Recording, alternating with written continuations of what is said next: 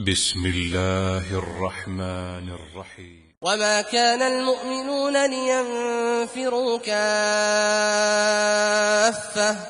فلولا نفر من كل فرقة منهم طائفة ليتفقهوا في الدين ولينذروا قومهم إذا رجعوا إليهم لعلهم يحذرون. كتاب بلوغ المرام من أدلة الأحكام للإمام الحافظ أحمد بن علي بن حجر العسقلاني رحمه الله تعالى. قال رحمه الله: بسم الله الرحمن الرحيم. الحمد لله على نعمه الظاهرة الحمد للہ وکفا وسلام علی عبادہ الذین اصطفیٰ، اما بعد. حضرت سلمان فارسی رضی اللہ تعالیٰ عنہ کی حدیث چل رہی تھی باب آداب قضائل حاجہ پر، کہ سلمان فارسی رضی اللہ تعالیٰ عنہ نے کہا کہ نہانا رسول اللہ صلی اللہ علیہ وسلم ان نستقبل القبلۃ بغائط او بول او ان نستنجی بالیمین او ان نستنجی باقل من 3 احجار وان نستنجی برجیع او عظم. رواہ مسلم. سلمان فارسی رضی اللہ تعالیٰ عنہ کے متعلق کچھ باتیں آ گئی تھیں اور حدیث کا ترجمہ بھی تقریباً ہو چکا تھا، اور یہ بھی بتایا تھا کہ سلمان فارسی رضی اللہ تعالیٰ عنہ پر مشرکین اور یہود و نصارہ جو مدینے میں آباد تھے، انہوں نے اعتراض کیا کہ تمہارا جو نبی وہ بھی عجیب سی باتیں کرتے ہیں، نبی ہو کر کے کس کا طریقہ بتاتے ہیں، پیشاب کیسے کرنا چاہیے، چھوٹے چھوٹے. نبی کی شان یہ نہیں ہوتی کہ اسے چھوٹے چھوٹے پیشاب پاخانے کا طریقہ بتائیں. یعنی اس نے دیکھو یہ فرعونی ایک انداز تھا کہ سامنے والا جو لوگوں پر اثر انداز ہے اس کو ہلکا سے ہلکا بنا کر کے لوگوں کے سامنے پیش کیا جائے تاکہ اس کی قیمت گھٹ جائے اور ویلو اس کی ختم ہو جائے. فاستخف قومہ فاطاعوہ. فرعون نے موسیٰ علیہ السلام کی دعوت سے روکنے کے لیے اپنی قوم کو جو ہتھیار اپنی قوم کے لیے استعمال کیا تھا وہ یہی تھا. اللہ نے فرمایا فاستخف قومہ. فرعون نے موسیٰ علیہ السلام کے معاملے کو قوم کے سامنے بہت ہی معمولی بنایا. کیا ہے یہ؟ لا یکاد یبین، قاعدے سے بات بھی نہیں کر سکتا، ہماری روٹیوں پر پڑا ہوا، کل کا یہ آج یہ، سمجھئے نا. بس فاستخف، اپنی قوم کے سامنے موسیٰ علیہ السلام کے معاملے کو بہت ہی ہلکا، خفیف، یعنی بہت گھٹا کر کے پیش کیا، نیچا ظاہر کر کے. فاطاعوا، قوم بھی بیوقوف تھی، فرعون کی بات کو مان گئی.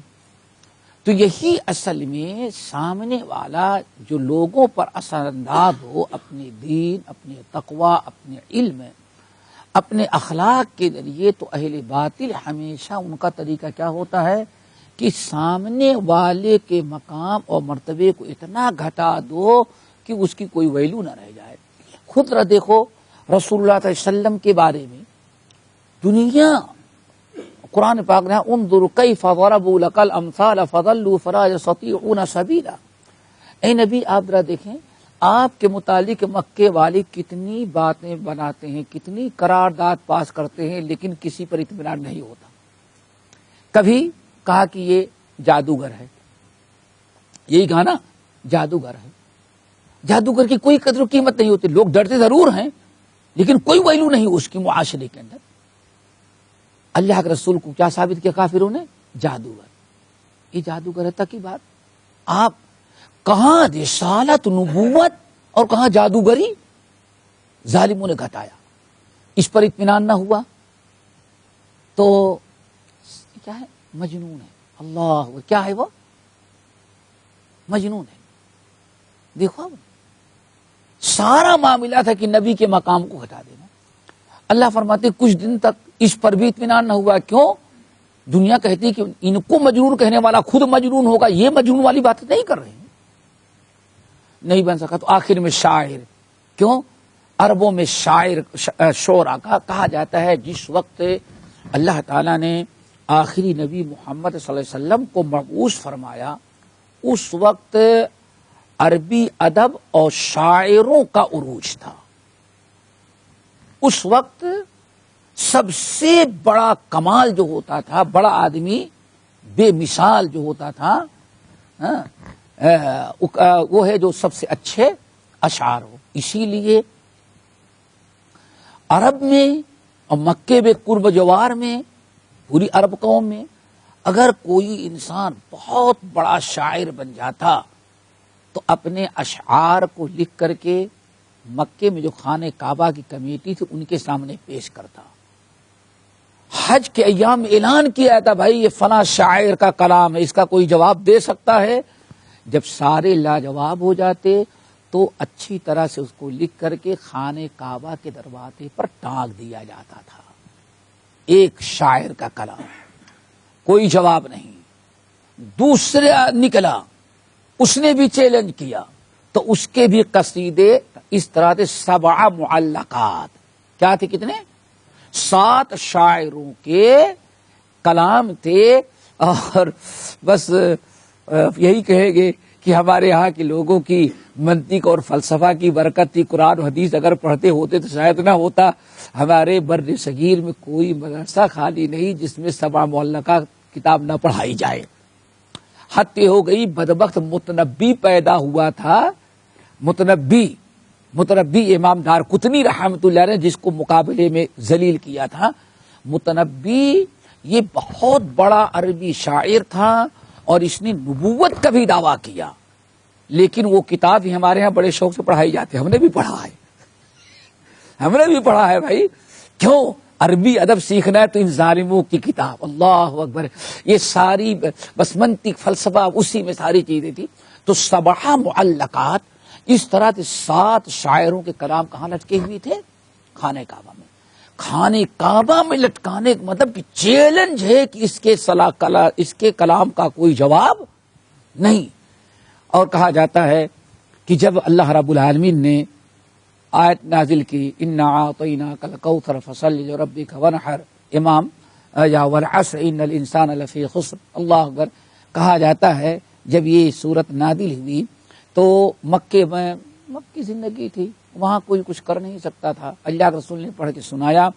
ایک صحابی کو جوش آیا، انہوں نے کسی کاتب سے جا کر کے لکھوایا اور ایک سطر میں وہاں بڑے بڑے قصیدے اور ہاں صرف پرانا قرآن دیکھیں انڈیا پاکستان کا چھپا ہوا تو پوری سطر بھی نہیں ہوتی، سورہ کوثر ختم ہو جاتی ہے.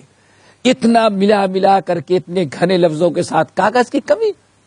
اور کمال تھا کہ بغیر چشمے کے پڑھ لیتے تھے سب. اور آج چشمہ لگانے کے بعد وہ نہیں سمجھ میں آتا کہاں کیا لکھا ہوا ہے. سمجھ گئے نا؟ پرانی کتابیں ذرا دیکھو. تو یہ ایک سطر بھی نہیں لکھوایا اور موقع پا کر کے 7 معلقات کے بعد میں انہوں نے ٹانگ دیا. کیونکہ مکے والے تو ٹانگنے نہ دیتے، وہ تو دشمن تھے. لیکن اب ٹانگ دیا گیا تو کہا کہ اس کا بھی جواب مطلوب ہے. اللہ اکبر. رات کو طواف کرتے کرتے کوئی موقع ملا وہ چپکا لگا دیا وہاں ایک سطر. وہاں بڑے بڑے قصیدے صفحات میں. آج سبڑے ملاقات دیکھو صفحات ہیں پوری کتاب، اور وہاں ایک سطر اور اس پر کیا لکھا ہے؟ اس کا جواب دو. اور صحابی اپنا الگ ہو گئے کیونکہ اگر پتہ چلا ہم نے ٹانگا تو ہماری بھی خیر نہیں. لیکن وہ چپ کے طواف کرنے کے بہانہ ہمارا روزانہ دیکھتے تھے کہ کہیں دیکھیں کوئی جواب ملا. کہتے 6 مہینے تک کوئی جواب نہیں. اب مکے والے اگر اتار دیں کس نے چپکایا تو بھائی چپکانا ہے تو ہے لیکن وہ تو جواب دیں. تو اب مکے والے سوچتے ہیں کہ بڑا عیب ہے کہ ہماری اتنے شاعر اور یہ کا جواب نہ دے سکے، ہٹا دیں تو ان کی توہین. بہرحال جس صحابی نے کام کیا تھا امام زرقانی رحمۃ اللہ علیہ نقل کرتے ہیں کہ 6 مہینے کے بعد ہم نے دیکھا کہ لکھا ہے کہ اس کا جواب ہے. تو اسی پیپر پر جواب لکھا. اللہ اکبر. مکے کے لوگوں کو بڑی ہرے دھرے جواب مل گیا. کہا جب اتار کر کے پڑھا گیا تو جواب دیتا ھذا لیس قول البشر، اس کا جواب یہ ہے کہ انسانی کلام ہے ہی نہیں، اس لیے اس کا کوئی جواب ہی نہیں۔ اللہ اکبر، دیکھا آپ نے؟ میرے بھائی کہنے کا مطلب یہ تھا کہ نبی کے علیہ السلام کو اللہ رب العالمین نے جب بھیجا تو وہی فرعونی جو ہمیشہ سے آیا ہوا تھا نوح علیہ السلام کے زمانے سے، حق کی دعوت دینے والے نبی یا ان کے وارثین کو ہلکا کر دو۔ کیا کہا مکے والوں نے؟ شاعر۔ کیوں؟ سمجھتے ہیں دنیا میں ہر انسان سمجھتا ہے کہ سب سے بہکی ہوئی باتیں کون کرتا ہے؟ شاعر۔ اگر اچھی دعوت دے دی تو وہیں بیٹھے بیٹھائے کھانے کی اتنی تعریف کیا کہ شاید کہ جنت کا بھی کھانا اس کے سامنے وہ فیل کر جائے، اور اگر ذرا کھانا اچھا نہ ملا تو وہیں بیٹھے بیٹھے کم وقت ایسی برائی بیان کرے گا کہ آپ سے زیادہ بخیل ہے ہی نہیں کوئی۔ سمجھ گئے نا؟ ان کی عادت ہوتی ہے وَالشُّعَرَاءُ يَتَّبِعُهُمُ الْغَاوُونَ وَهُمْ فِي كُلِّ وَادٍ يَهِيمُونَ۔ ان کا تو کیا معاملہ ہے؟ اس لیے شاعروں سے بچنے کی بڑی تلقین کی گئی۔ میں نے اپنی آنکھوں سے دیکھا جامعہ سلفیہ بنارس کا شیخ الحدیث بیٹھے ہوئے ہیں، بڑے امام اعظم، اور شاعر کو کہہ دیا بھائی ہاں پڑھیں۔ اب لازمی چیز ہے وہاں مقرر ارشاد و واہ واہ نعرہ حیدری تو نہیں ہو سکتا۔ اب پڑھ کے بیچارہ دیکھتا ہے کہ داد نہیں ملی، پھر پڑھا، تیسری مرتبہ کہ سارے مردے بیٹھے ہیں کیا جانا۔ شاعر کو وہ پڑھ ہی نہیں سکتا جب تک اس کی اللہ اکبر۔ یہ معاملہ تھا۔ اب جامعہ سلفیہ بنارس کی تو وہاں کو واہ واہ کرے گا، اور شیخ الحدیث جیسے لوگ بیٹھے تو کہنے مطلب کہ مکے والوں نے آپ کو شاعر کہا کہ شاعر ہے۔ اللہ اکبر۔ اللہ نے فرمایا وما علمناہ الشعر وما ينبغي له۔ دیکھا؟ ام یقولون شاعر نتربص به ریب المنون قل تربصوا فانی معکم۔ کہہ دو ہم شاعر نہیں، ہمارے نبی، انتظار کرو۔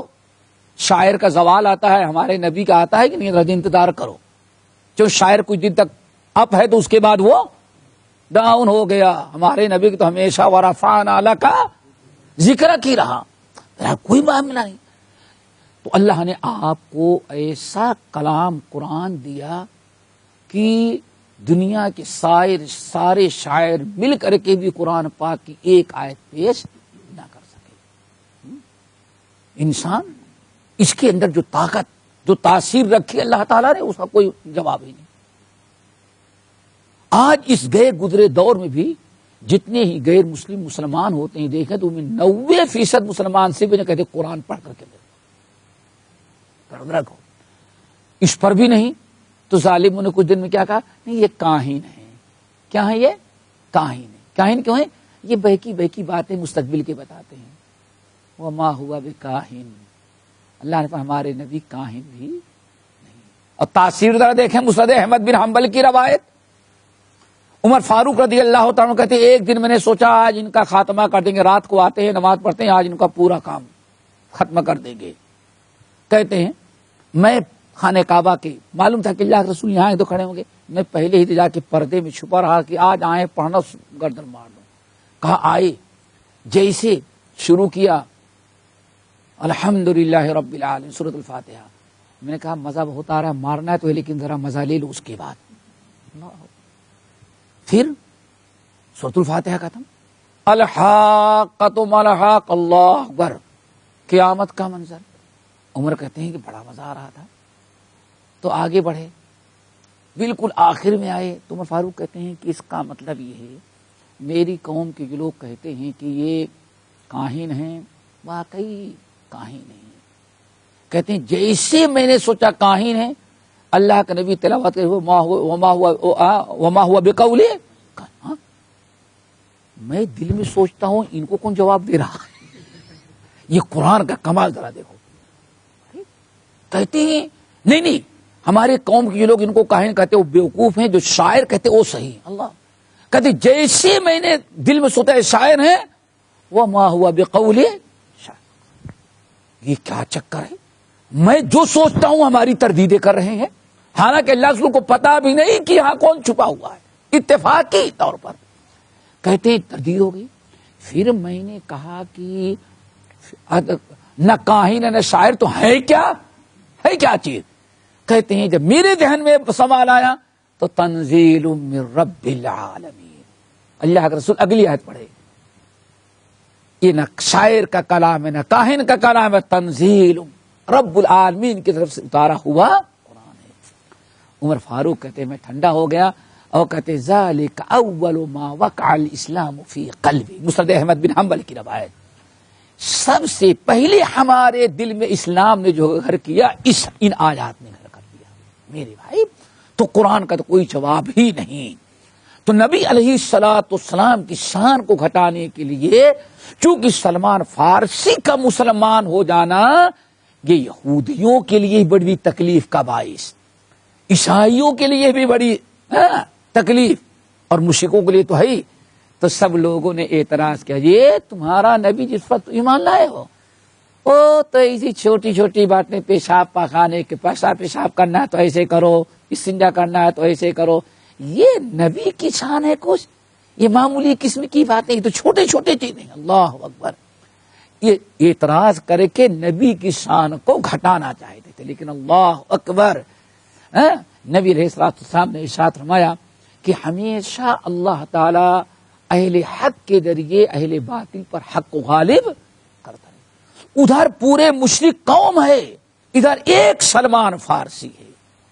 اعتراض کیا، انہوں نے کہا کہ بلا، ہاں کیوں نہیں، یعلمنا کل شیء، ہمارے نبی تو بڑی بڑی چیزیں سکھلا دیے، بلا کیوں نہیں، یعلمنا کل شیء، ہمارے نبی تو ہم کو توحید بھی سکھلائے، رب کی عبادت کا طریقہ بھی سکھلایا، رب تک بغیر سیڑھی کے ہم کیسے پہنچ سکتے ہیں وہ بھی ہمارے رب نے بتایا، رب کا حق ادا کیسے، وہ بھی عبادت کیسے، وہ ہمارے نبی تو ہر چیز سکھلاتے ہیں۔ ہمارے نبی تو ایسے استاد ہیں کہ بڑی چیزیں سکھلاتے چھوٹی چیزیں بھی بتاتے ہیں کہ پیشاب کرو تو اس طرح سے کرو۔ اللہ اکبر، کہتے ہیں جس کا جوتا اسی کا سر، ایسا پٹکا کہ سارے یہودیوں مشرکین کی ناطقیں بند ہو گئی۔ تو اس موقع پر یہ سلمان فارسی نے کہا ہاں بنا نہانا، ہمارے نبی نے ہم کو منع کیا ان نستقبل القبلۃ۔ غور کرو، سلمان فارسی نے جواب دے کر کے پورے مشرکوں کا دماغ صاف کر دیا، کوئی چانس باقی ہی نہیں رہ گیا تھا اس کا۔ نہانا ان نستقبل القبلۃ بغائط او بول، ہمارے نبی نے ہم کو منع کیا ہے، منع کرتے ہیں کس چیز سے کہ پیشاب یا پائخانہ کرتے وقت قبلے کی طرف رخ ہو۔ اب مشرکو بتاؤ، ایسا جب مشرکو بتاؤ، سوچو کیا خانہ کعبہ کی عزت بھی چھوٹی چیز ہے؟ کیا خانہ کعبہ کا احترام چھوٹی چیز ہے کہ بڑی چیز ہے؟ بتاؤ۔ یعنی ایسا جواب دیا کہ مشرکین کے چھکے چھوٹ گئے۔ بتاؤ ہمارے نبی پیشاب پاخانے میں کیا تب بتاتے ہیں؟ سب سے پہلی چیز یہ سکھاتے ہیں کہ کبھی قبلے کی طرف منہ کر کے یا پیٹھ کر کے پیشاب پاخانہ نہیں کرنا، تاکہ قبلے کا احترام باقی رہے۔ قبلے کا احترام چھوٹی نہیں بڑی چیز ہے، اور قبلے کی توہین کرنا، بے حرمتی کرنا کوئی چھوٹا گناہ نہیں بلکہ بہت ہی بڑا گناہ ہے۔ اور وَأَن نَسْتَنْجِيَ بِالْيَمِينِ، ہمارے نبی نے ہم کو حکم دیا ہے، سکھایا ہے کہ ہمیشہ استنجا کریں تو دائیں ہاتھ سے نہ کریں، ہمیں منع کیا ہے۔ جس ہاتھ سے کھاتے ہو، جو ہاتھ منہ میں جاتا ہے، جس ہاتھ پر سبحان اللہ الحمدللہ پڑھتے ہو، جس ہاتھ کو اللہ تعالی نے برکت والا ہاتھ بنایا ہے، اس ہاتھ سے گندگی صاف نہ کرو۔ ذرا بتاؤ، یہ چھوٹی بات تم اس کو سمجھتے ہو؟ جس ہاتھ سے سنڈاس صاف کرو اسی سے کھاؤ، یہ کوئی معمولی حرکت ہے؟ کتنی گھناؤنی چیز ہے۔ ہمارے نبی نے جس کو تم چھوٹی سمجھا وہ بھی چھوٹی نہیں بلکہ وہ بھی بڑی چیز ہے۔ اور کیا حکم دیا؟ وَأَن نَسْتَنْجِيَ، اور یہ بھی منع کیا کہ استنجا اگر پانی سے نہ کریں، ڈھیلے سے کریں تو 3 ڈھیلے سے کم استعمال نہ کریں. کیوں؟ تاکہ اچھی طرح سے صاف ہو جائے، اچھی طرح سے صاف ہو جائے. ہو سکتا ہے 1 میں صاف نہ ہو، 2 میں صاف نہ ہو، تیسرے میں اچھی طرح سے صاف ہو جائے. ہمارے نبی گندگی بدن سے نکالنا یہ بھی کوئی چھوٹی چیز تم سمجھتے ہو؟ اور آپ تو دیکھ رہے ہیں یہ ساری پرفیوم کی کمپنیاں کیوں ایجاد کی گئی؟ ہاں؟ اگر پرفیوم چھوڑ دیں تو جانور سے بھی زیادہ بدبو آئے. اسی لیے کبھی 2-4 گھنٹہ ان کے بازو بیٹھنا مل جائے تب پتا چل رہا ہے کہ کتنی بدبودار ہے. اسلام نے جو ہمیں کہا استنجا کرو تو پانی سے دھل لو، صاف کر لو. لیکن ان کے ہاں کیا؟ بھائی کیسا لگا ہمارا سینٹر؟ بہت اچھا ہے لیکن ایک بہت بڑی کمی ہے. لیڈیز تھی آئی، پوچھا گیا ہاں بھائی انٹرویو لیتے ہیں انٹرویو کہ بھائی ہمارا سینٹر دعویٰ دے رہے ہیں سب، کیسے لگا؟ بہت اچھا ہے، بہت اچھا، very good very good very good. لیکن ایک چیز گڑبڑ ہے. کیا ہے؟ آپ لوگ حمام میں پانی رکھتے ہیں، باتھ روم میں پانی رکھنا یہ عیب ہے بس آپ کے اندر. سمجھ گئے نا عیب کیا ہے؟ پانی سے آپ لوگ پیشاب پاخانہ کرتے تو پانی سے دھلتے، یہی عیب ہے آپ کے اندر، یہی کمی ہے. دیکھا آپ نے؟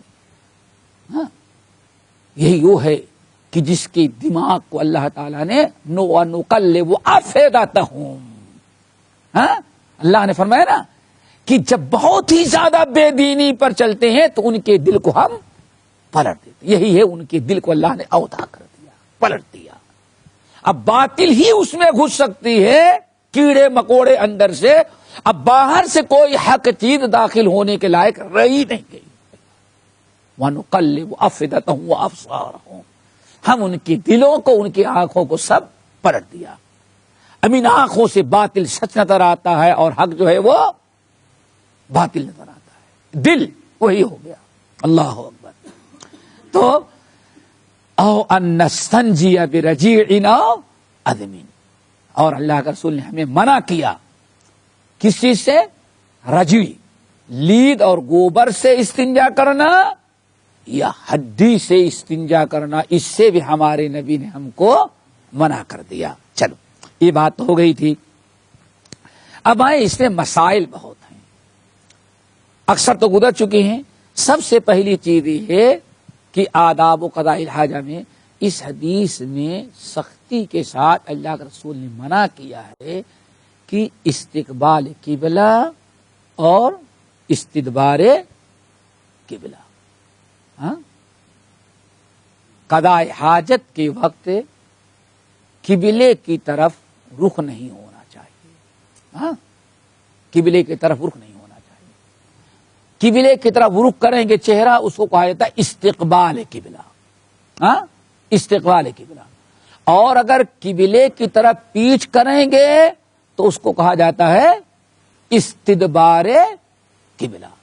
آگے حضرت ابو ایوب الانصاری رضی اللہ تعالیٰ عنہ کی حدیث آ رہی ہے، بڑی اہم ہے، وہ بھی آ رہی ہے اور پوری سبعہ کی ہے، یعنی صحیح ستہ اور مسند احمد بن حنبل بلکہ تمام حدیث کی کتابوں میں ہے. اس کے اندر ہے لا تستقبلوا القبلۃ ولا تستدبروها ولكن شرقوا غربوا. خبردار لا تستقبلوا القبلۃ، قضاء حاجت کے وقت چاہے چھوٹا استنجا ہو یا بڑا، خبردار نہ قبلے کی طرف استقبال کرو نہ قبلے کا استدبار. یہ دونوں چیزیں ہیں کہ استقبال قبلہ اور استدبار قبلہ. ان دونوں چیزوں سے رسول اللہ صلی اللہ علیہ وسلم نے منع کیا ہے. اور قبلے سے مراد خانہ کعبہ ہے. سمجھ گئے نا؟ پھر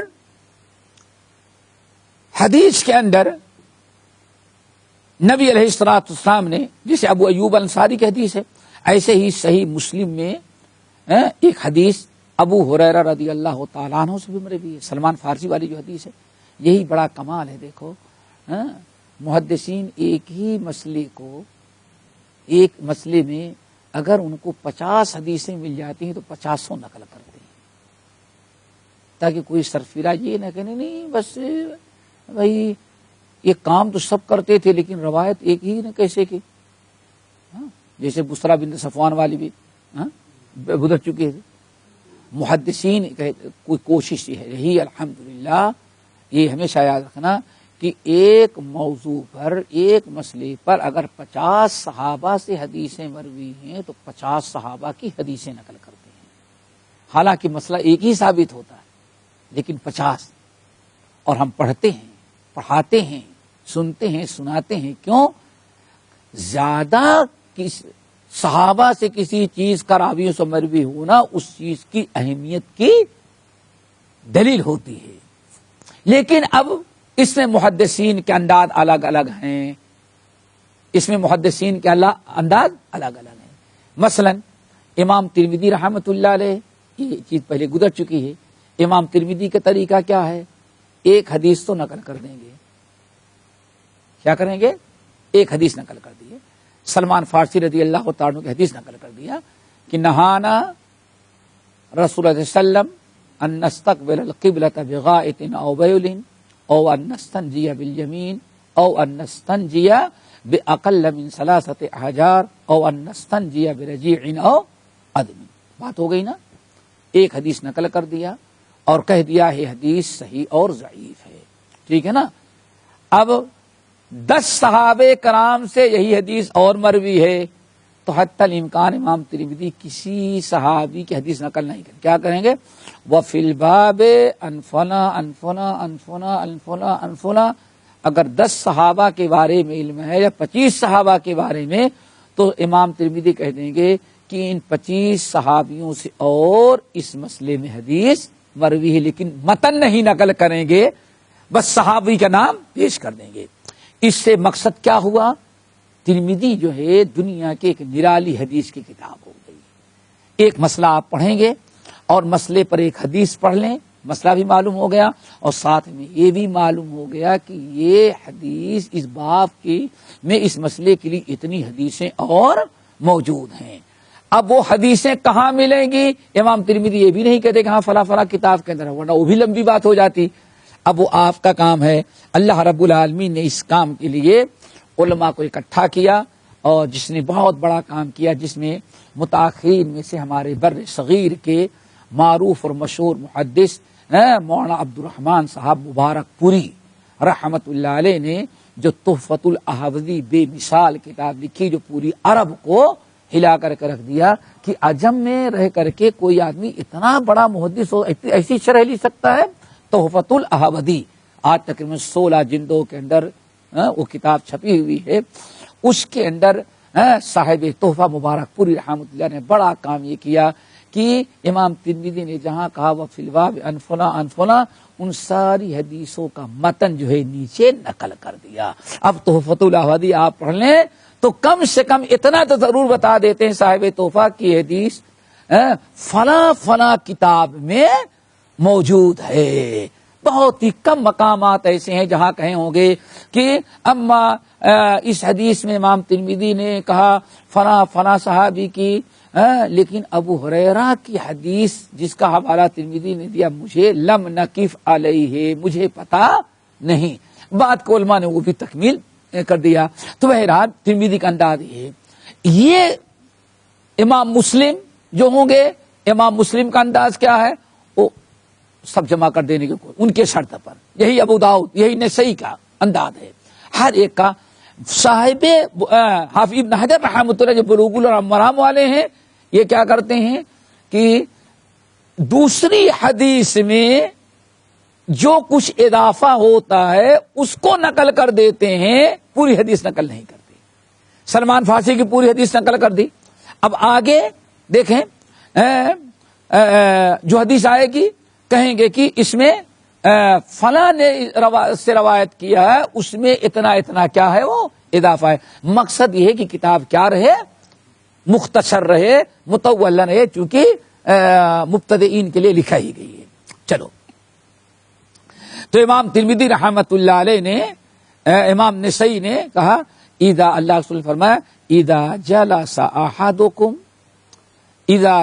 احدکم لحاجتہ، جب بھی تم میں سے کوئی انسان اپنی حاجت کے لیے، حاجت سے مراد اور کچھ لوگ کہتے تقاضا کرنا ہے. ہمارے پٹھان بھائی وہ نہیں کہتے قضا ہے، وہ کیا کہتے ہیں؟ تقاضا.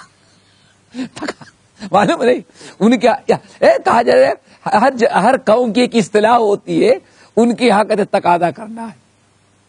استاد جی ہم تقاضا کر کے آتا تقاضا ہے تو قضاء حاجت کا یہ ہر قوم کے اندر کچھ نہ کچھ. دیکھیں بہت سارے علاقوں میں بھائی میں باہر جا رہا ہوں، نہیں دیکھو دنیا میں سب سے پہلی شخصیت محمد صلی اللہ علیہ وسلم کی ہے جو کسی چیز کے الفاظ کرنے میں مہذب سے مہذب الفاظ استعمال کرنا سکھایا ہے.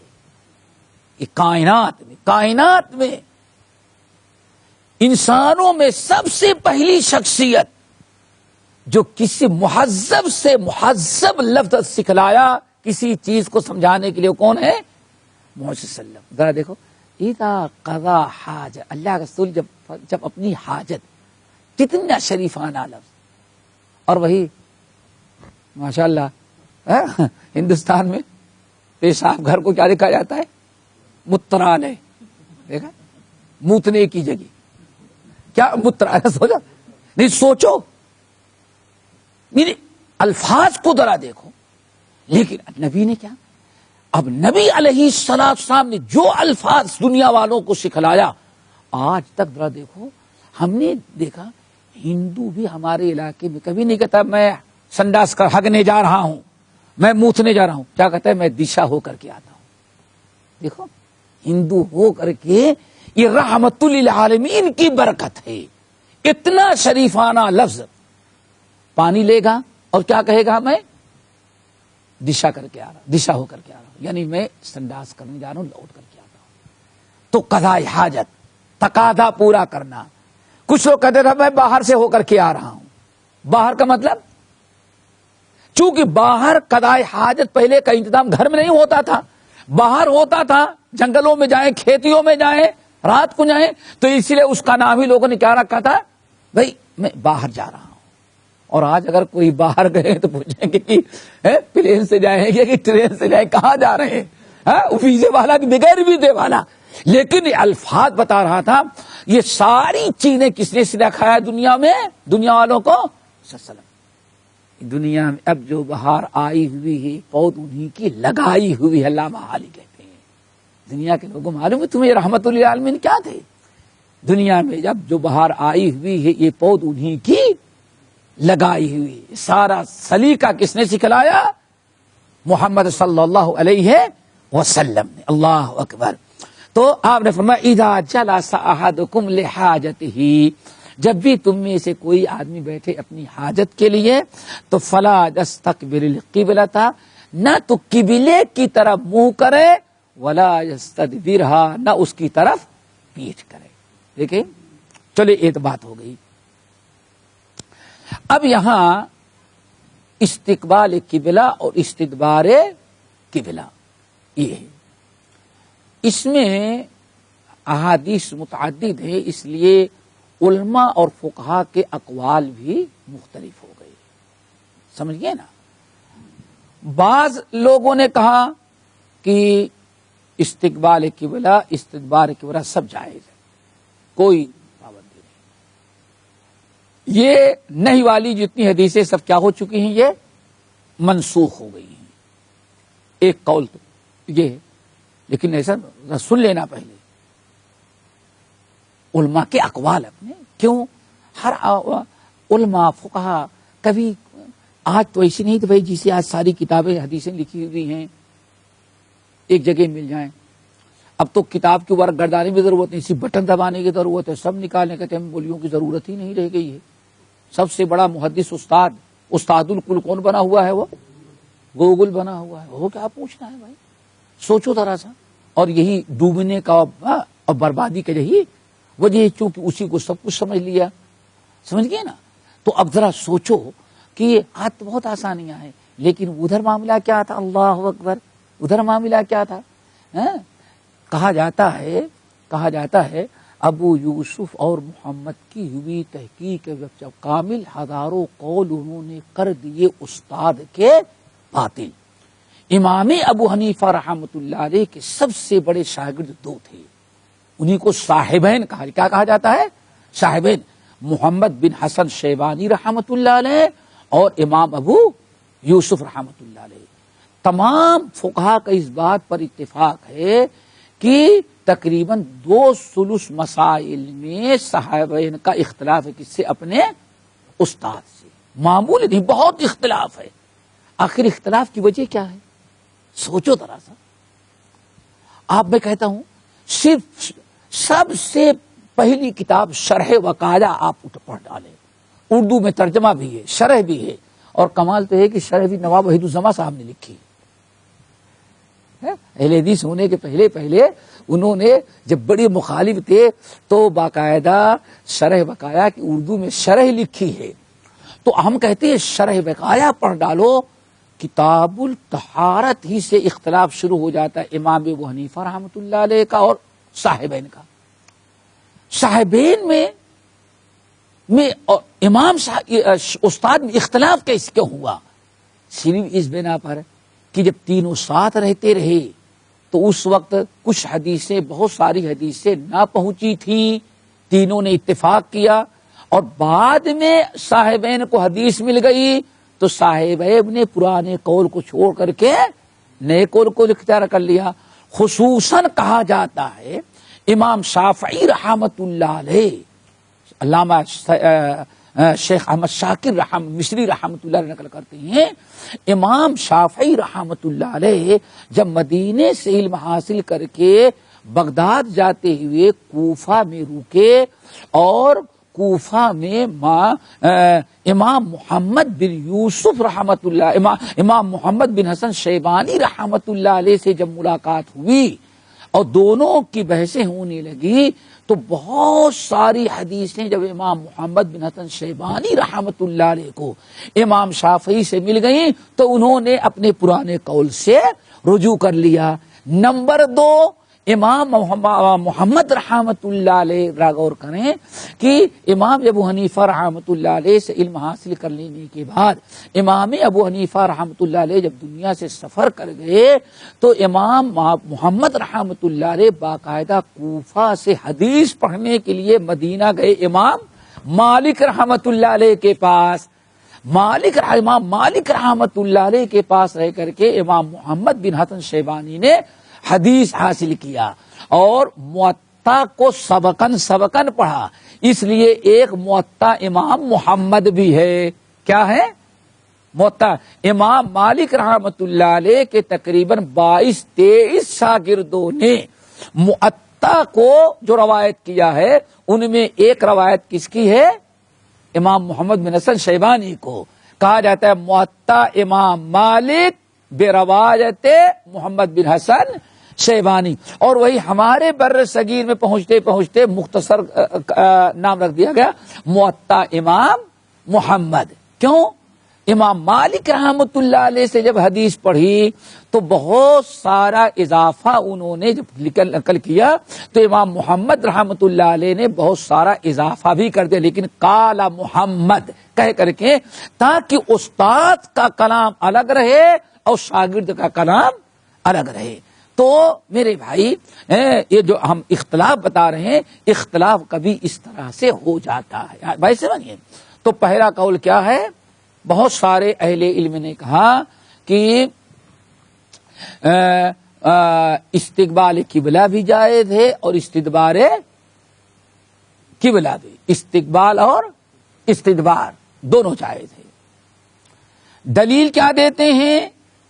ایک دلیل تو یہ ہے کہ حضرت جابر بن عبداللہ، غور سے سننا، مسند احمد بن حنبل وغیرہ کی روایت، کہتے ہیں حضرت جابر بن عبداللہ رضی اللہ تعالی عنہ کہتے ہیں رأیتہ قبل موتہ، اللہ رأیتہ قبل، کیا ہے بولو؟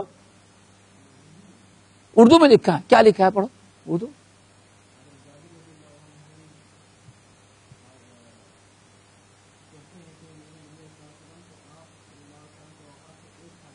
1 سال پہلے. آئی بات میں جو کہنا چاہتے ہیں نا,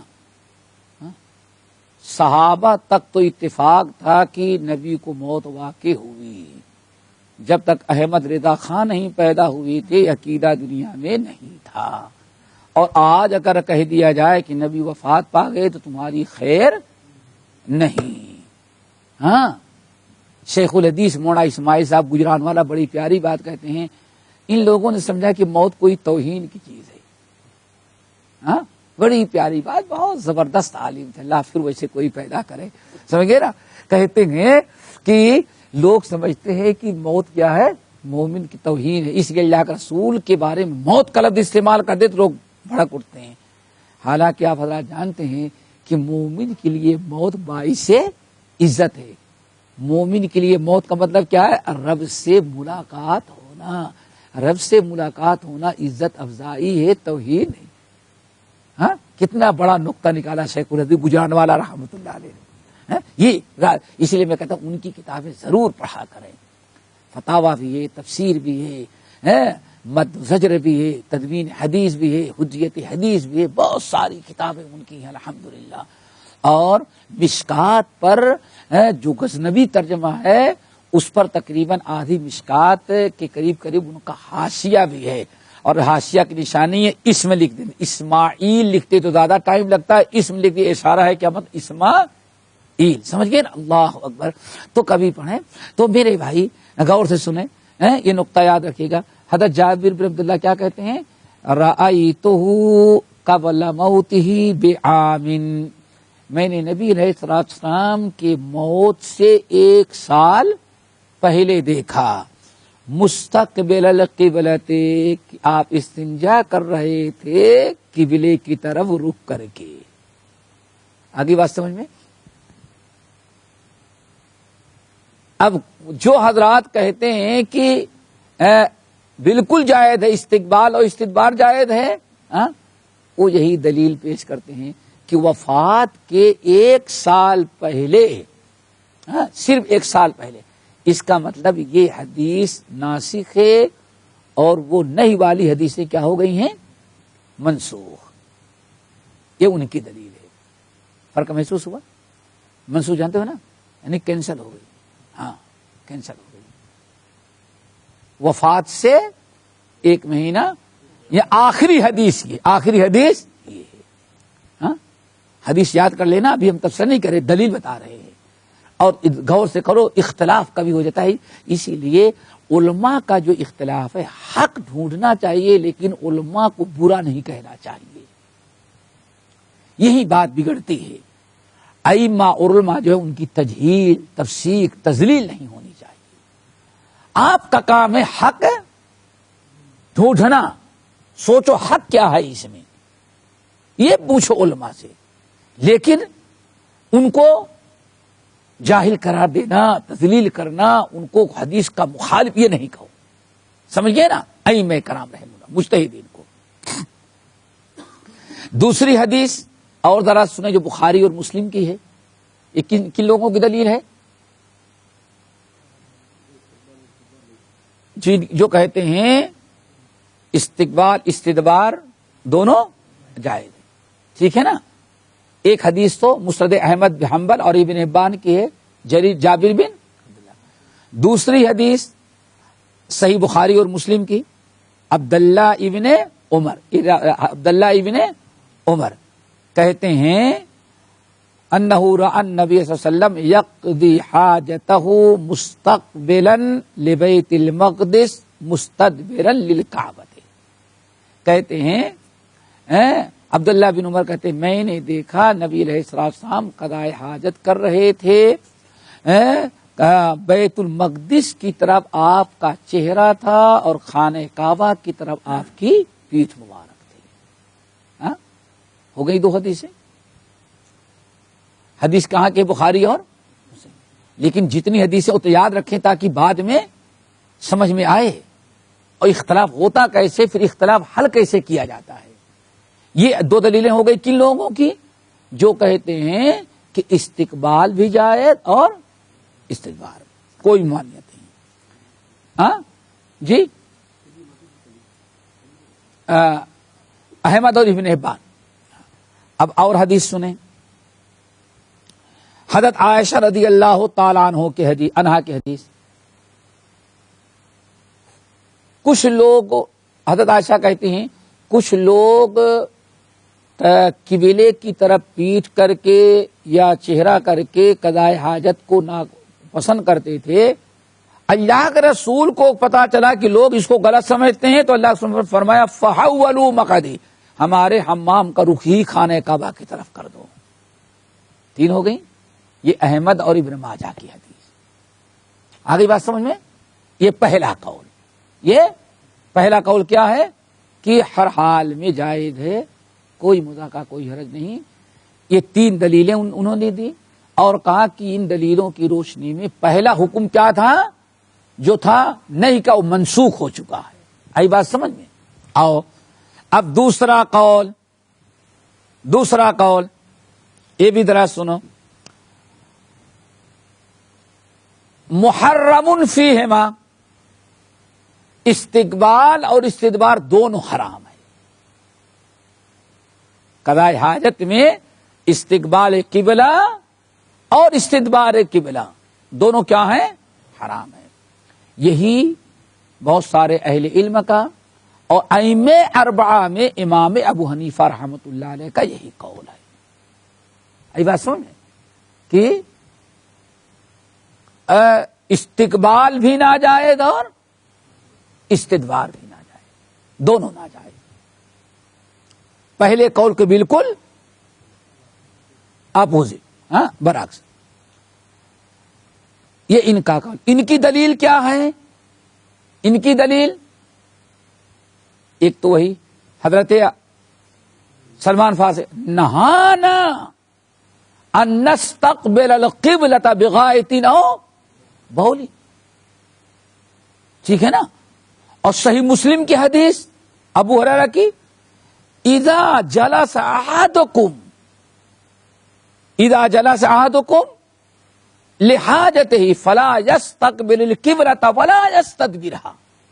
دیکھو بڑی تاکید کے ساتھ، جب بھی تم میں سے کوئی انسان قضائے حاجت کے لیے بیٹھے تو نہ تو قبلے کی طرف چہرہ استقبال کرے اور نہ قبلے کا استدبار. آ گئی نہیں؟ تاکید ہے نا. یہ کس کا قول ہے؟ امام ابو حنیفہ کا اور بہت سارے اہل علم کا یہ قول. اور ایک چیز بھی یاد رکھنا، ہر حال میں استقبال قبلہ اور استدبار قبلہ دونوں ہر حال میں حرام ہیں، چاہے بنے ہوئے حمامات ہو یا کھلے میدان میں کریں. یہ بھی بڑھا لینا، اتنا بڑھا لینا. صحرا اور بنیان کا لفظ ہے. صحرا اور چاہے صحرا ہو یعنی میدان ہو یا بنیاد عمارت کے اندر ہو یا کسی آڑ میں ہو. آئی بات سمجھ میں؟ یہ قول سمجھ میں آ گیا؟ پہلے کا بالکل آپ ہو گئے. نمبر 3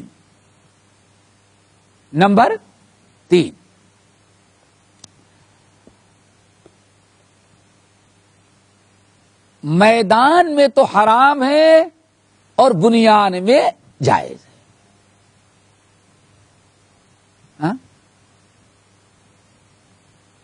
بنیان میں بنے ہوئے حمام ہو یا کسی آڑ میں ہو تو چاہے استقبال قبلہ کرو یا استدبار قبلہ، دونوں کیا ہے؟ جائز. کوئی حرج نہیں، کوئی مذائقہ نہیں. ٹھیک ہے نا؟ لیکن اگر بنے ہوئے ہوں، میدان میں ہیں، صحرا میں، تو پھر ناجائز اور حرام ہے. آئی بات سمجھ میں؟ یہی اکثر اہل علم کا، یہی امام شافعی کا، احمد بن حنبل کا اور امام بخاری رحمۃ اللہ علیہ وغیرہ کا قول ہے. کیا بنیان اور صحرا میں فرق کیا جائے گا؟ دونوں میں فرق. بنے ہوئے حمامات ہیں تو جائز ہیں اور میدان میں ناجائز. اسی لیے یہاں عمارات میں دیکھتے ہوں گے گھروں میں یا مسجدوں میں اس کا کوئی اہتمام نہیں. دیکھتے ہیں نا, فلیٹوں میں بھی اہتمام نہیں, کمپنیوں میں بھی نہیں. کون؟ ارے کہیں کہیں کوئی انجینئر ہو پاس پاکستانی تو, اور نا آپ کے فلیٹ میں کیسے ہے؟ نہیں فلیٹوں میں نہیں تو آپ کے, لیکن دوسرے فلیٹ جو ہوں گے بلڈنگوں تک, ہاں نہیں بنانے میں ہو جاتا ہے. ہاں یہ دیکھو نا, نہیں بھائی ابھی یار ہم جس میں رہتے 10 سال پرانی بلڈنگ نہیں ابھی. ہاں میں نے کہا اکثر جو ہیں اس کا اہتمام نہیں ہے. کس مسجد میں؟ مسجد میں جگہ کی بات ہوتی ہے, جگہ کی بات ہوتی, جگہ جیسے ہے, نقشہ جیسے پاس ہو گیا اس کا اعتبار ہے, مذہب کا اعتبار نہیں ہے. رخ کا اور جگہ کا اعتبار ہوتا ہے. سمجھ گئے نا؟ کتنی مسجدیں ایسی جس میں کیا ہے وہ سب قبلے کے روح ہے, قبلے روح ہے. اب ادھر کے فاری میں ذرا دیکھیں, دونوں ہے, درویش میں بھی ہے, تو یہ دونوں چلتا ہے. وجہ اس کی اصل میں یہاں سے کبھی اہتمام نہیں. وجہ ہے کہ یہاں عام طور پر حنابلہ کا مذہب سرکاری طور پر جو چلتا تھا ان علاقوں میں, کیا حنابلہ کا. تو یہ ایک قول ہے. تیسرا قول کہ فرق کیا جائے کس میں, صحرا اور بنیان میں فرق کیا جائے گا. دلیل کیا ہے؟ بہت ساری دلیلوں میں ایک دلیل تو یہ ہے کہ حضرت عبداللہ ابن عمر ابن الخطاب, حدیث کے راوی کون ہے اس سے پہلے؟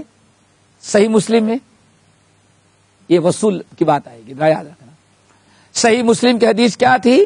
حضرت ابو ہریرہ وغیرہ کی یا عبداللہ بن عمر کی. سمجھ گئے نا کہ اور آگے آ رہی ہے حضرت عبداللہ ابن عمر ابن الخطاب رضی اللہ تعالی عنہ کا طریقہ یہ تھا کہ جب ان کو استنجا وغیرہ کرنا ہوتا ہے قضاء حاجت, اگر جگہ نہیں مل رہی ہے, کوئی معاملہ ہوتا, تو سواری کو بیٹھا لیتے اور قبلے ہی کی طرف منہ کر کے کر لیتے استنجا. اور ان سے لوگوں نے پوچھا تھا, کہا کہ نہیں جو ہے وہ میدان کے لیے ہے, جب کوئی آڑ ہو جائے تو پھر نہیں. یعنی اب جو دو قسم کی حدیثیں ہیں, دو قسم کی حدیثیں نا, ایک حدیث کیا ہے, لا تستقبلوا القبلۃ ولا تستدبروها, ایک یہ ہے. نمبر 2, عبداللہ بن عمر کہتے ہیں میں نے نبی علیہ السلام کو دیکھا قبلے کی طرف رک کر کے, مسجد اقصی کی طرف چہرہ تھا اور مسجد حرم کی طرف کیا تھا, کیا پیٹھ تھی, استنجا کر رہے ہیں. آئی بات سمجھ نا؟ تو عبداللہ بن عمر اس قول یہ قول اختراع کرنے والے لوگوں نے کہا کہ جن حدیثوں میں, حدیثیں دو طرح کی آئی ہیں, کچھ حدیثوں میں ممانعت ہے اور کچھ حدیثوں میں کیا ہے, اجازت ہے. تو ممانعت والی حدیثوں کا مطلب ہے کھلے ہوئے میدان میں, اور جن حدیثوں میں آیا ہے کہ نبی علیہ السلام قبلے کی طرف بیٹھے ہوئے تھے, یہ پیٹھ تھی, اس کا مطلب وہ کیا تھا, بنے ہوئے حمامہ تھے. تو علماء کی, امام شافعی رحمۃ اللہ علیہ وغیرہ کی ایک بڑی تعداد ہے, وہ کہتے ہیں اس طرح سے اس قول میں تمام احادیث میں جمع و تطبیق ہو جاتی ہے. کسی حدیث کو منسوخ نہیں کہنا پڑتا, کسی کو چھوڑنا نہیں پڑ رہا ہے, بلکہ ساری حدیثوں پر عمل ہو جاتا ہے. اگر کھلے ہوئے میدان میں ہو تو نہیں والی حدیث حرام, اور اگر بنیاد میں ہو تو ان حدیثوں پر عمل کیا جائے گا جس میں وہ دلیل کیا ہے. دیکھو حضرت عبداللہ ابن عمر رضی اللہ تعالیٰ عنہما کہتے ہیں, وہ ایک حدیث میں نے بتائی تھی پہلے لوگوں کی دلیل میں, کہ عبداللہ بن عمر ابن خطاب کہتے ہیں کہ میں نے اللہ کے رسول کو دیکھا مستقبل الکعبہ و مستقبل بیت الاقصی. پوری حدیث کیسی ہے؟ کہتے ہیں کہ میں اپنی بہن حفصہ رضی اللہ تعالی عنہا کے گھر میں گیا. کہاں گیا؟ گھر میں گیا. تو میں نے دیکھا کہ نبی علیہ الصلوۃ والسلام استنجا کر رہے ہیں، تو آپ کی پیٹھ مبارک خانہ کعبہ کی طرف اور رخ مسجد. لازمی چیز ہے وہ حضرت حفصہ کے گھر میں جو حمام تھا وہ بنا ہوا تھا.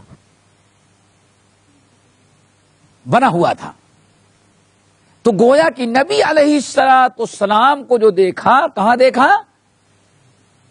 پوری حدیث اس طرح تھے، میں اپنے بہن کے گھر میں گیا. بہن سے مراد حضرت حفصہ. تو نبی علیہ السلام کو دیکھا کہ قضاء حاجت. اب سوال ہے کہ دیکھیں کہ قضاء حاجت کرتے ہوئے دیکھا کیسے انہوں نے؟ تو یہاں تو ذرا مشکل ہے، لیکن ماشاءاللہ آپ کا ملک زندہ باد، جو کہیں نہ ملتا وہاں مل جائے گا. وہاں حمام بڑے کے لیے الگ ہوتا ہے اور چھوٹا والے میں بیٹھے صرف یہی حصہ چھپا رہے گا، باقی سب کچھ نظر آتا رہتا ہے. تو اس کا مطلب یہ کہ پہلے بھی عربوں میں ایسا تھا کہ حمامات بنتے تھے تو بسا اوقات چھت وغیرہ نہیں لگائی جاتی تھی. آدمی بیٹھتا تھا تو چہرہ کدھر، سطر تو ڈھپا رہتا تھا، لیکن آدمی کو پتا چلتا تھا کہ آدمی جو بیٹھا ہے تو اس کا چہرہ کدھر ہے، اس کا تجربہ کر لیا، نظر آئے گا آپ کو. تو اس کا یہ مطلب تھا. اور یہی مطلب ہے حضرت جابر بن عبداللہ رضی اللہ تعالیٰ عنہ کی روایت کا. کہتے ہیں کہ میں نے نبی علیہ الصلوۃ والسلام کو دیکھا وفات کے 1 سال پہلے. کیسے دیکھا؟ چہرہ آپ کا یعنی قبلے کی طرف کریں گے. اس کا مطلب ہے کہ نبی علیہ الصلوۃ والسلام کا جو عمل تھا وہ کیا تھا؟ فرق کرنا بنیان اور صحرا کا. کھلے میدان میں ہے، اگر کوئی چیز آڑ نہیں ہے تو قطعاً جائز نہیں. اور اگر بنے ہوئے حمامات ہیں، جیسے حضرت عبداللہ بن عمر کسی چیز کو آڑ بنا، ہو سکتا ہے کوئی معاملہ ایسا ہو کہ آپ میدان میں ہیں اور بے پردگی کی کس صورت پر استقبال قبلہ سے بچنے کے لیے اگر عبداللہ بن عمر جیسے اونٹ بیٹھا دیے اور اس کے آڑ میں بیٹھ کے کر لیے، اگر آپ پردہ وغیرہ گھیر کر کے کر لے، استنجا کر لیں، تو شرعاً کوئی مدعا کا کوئی حرج نہیں ہوا انشاءاللہ. باقی انشاءاللہ آگے ٹھیک ہے نا.